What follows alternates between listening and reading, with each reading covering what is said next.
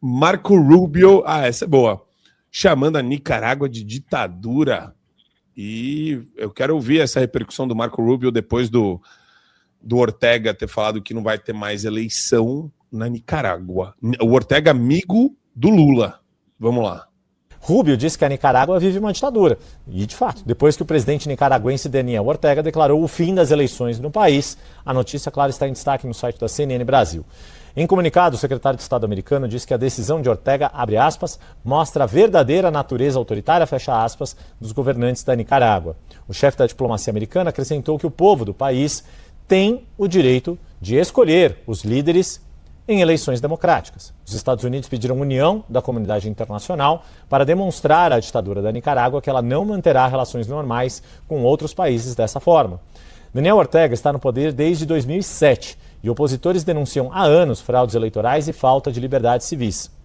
No domingo, Ortega descartou a possibilidade de eleições e alertou que os opositores estão ao que ele chamou de à espreita para tentarem tirar Ortega e os aliados dessa figura que remonta ali à Revolução Sandinista. Aí, ó. Mensagem do Marco Rubio. A administração Trump e a comunidade internacional não ficarão de braços cruzados enquanto a ditadura Murilo Ortega aprofunda a repressão em casa e fabrica instabilidade que ameaça a segurança nacional dos Estados Unidos. O compromisso de Ortega de abolir as eleições na Nicarágua prova sua covardia e medo da vontade do povo nicaragüense. E é esse o vetor que a gente tem que mudar aqui no Brasil, né, Tainara?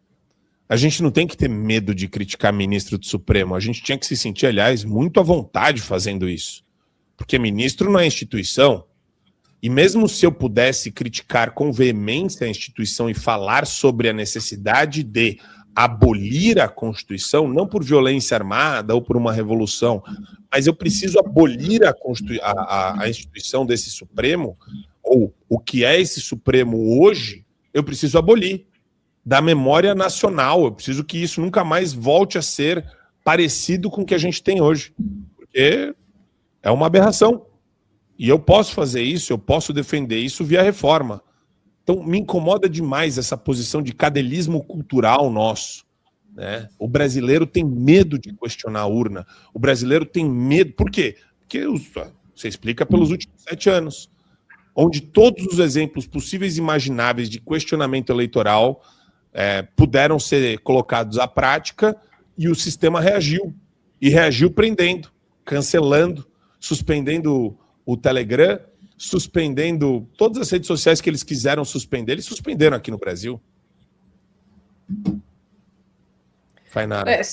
Suspendendo contas, perfis de políticos, de influenciadores, enfim, suspendendo e sancionando várias pessoas, né?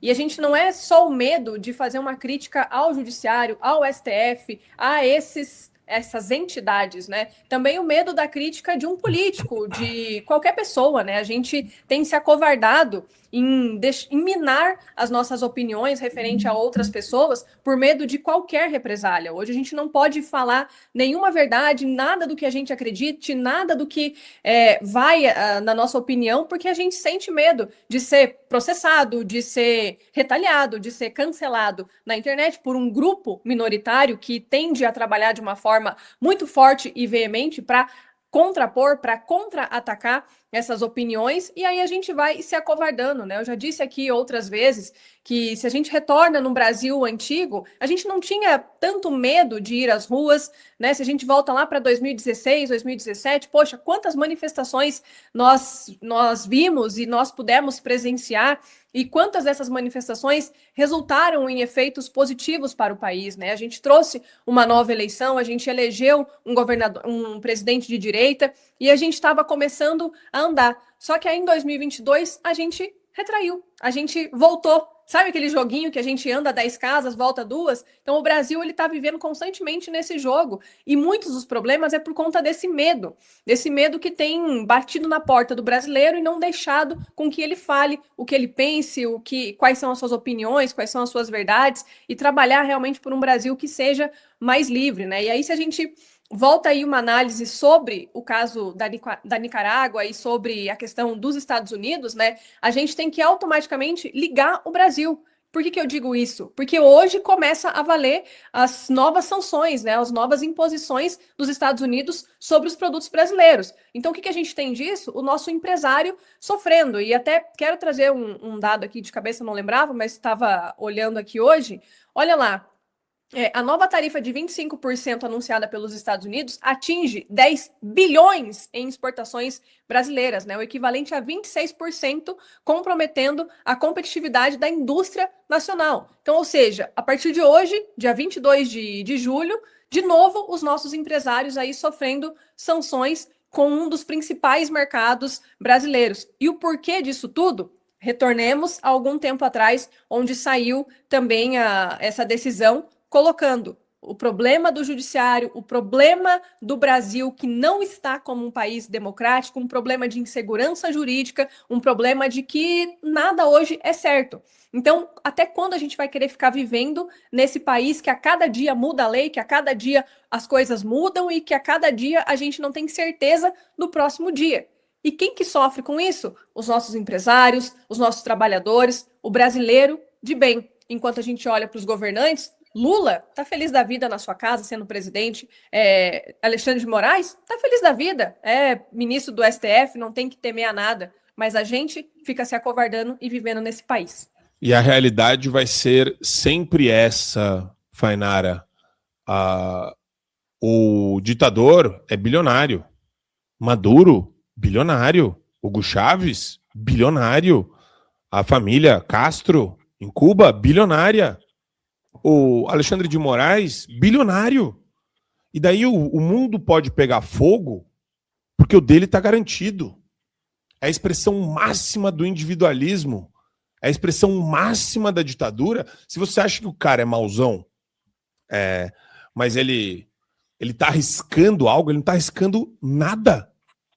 E no fundo, ele que deveria ter medo de nós, está à vontade demais. Por quê? Porque ele está contando bilhão lá no exterior, rindo da nossa cara, sempre que pode, né? Ou sentindo aquele prazer cruel, aquela malícia, aquela malevolência de achar que ele está o quê? Escrevendo a história do século XXI com a pena dele? Com a canetinha dele? O cara está deixando um legado de destruição que vai assombrar a família dele para sempre. E eu espero que assombre, porque se depender de nós, a gente vai escrever a história de fato, o que aconteceu de fato. Não é narrativa. Não é... Se depender de mim, eu vou ficar a vida inteira contando para todo mundo que ainda não sabe o que aconteceu, pelo menos por enquanto, né? Até agora a gente tem 7 anos de perseguição miserável nesse país. E canalha, e criminosa pelo Supremo. Mas eu vou ficar a vida inteira falando, porque tem que ser constrangedor para essa galera. Nunca mais a gente pode ter Gilmar Mendes, Alexandre de Moraes. É a expressão máxima da nossa mediocridade isso. Da nossa incapacidade de construir sistemas e instituições. Reprovamos nessa maldita prova. Nesse contrato social absurdo. USA Brasileiras. Entre no site e saiba como adquirir o seu modelo exclusivo. Para mulheres de bom gosto e que são femininas. USA Brasileiras, o seu chinelo perfeito.